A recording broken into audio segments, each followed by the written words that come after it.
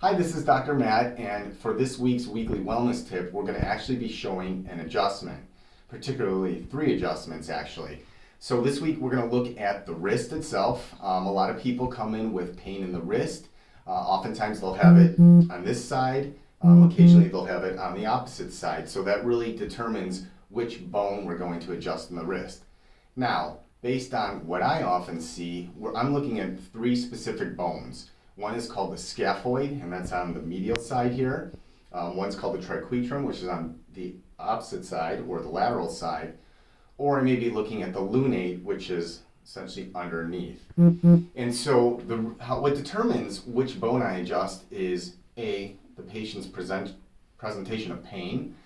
They may say I have pain on this side of my wrist or pain on the opposite side. So that kind of helps me determine where I'm going to go with the adjustment. Also, they move differently. So when we're looking at the bone called the lunate, which is on this palmar side of the wrist, that will subluxate or move out of position anteriorly. And by that I mean kind of upwards. Conversely, if I turn the hand over, the 2 bones on this side, they subluxate posteriorly, so up this way. So that really determines the thrust that we're putting in and the direction of the thrust. So we're going to go ahead and show these 3 specific adjustments. Okay. This first one, like we said, it's the scaphoid adjustment. So the bone will move upward this way. So we want to move it right back down. And the way we're doing that is we connect here and just putting it back in that way.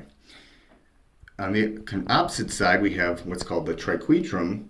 Same, it moves up like that, so we want to put it back, just like so. Now the last bone, which is that lunate, I'm going to turn the hand over.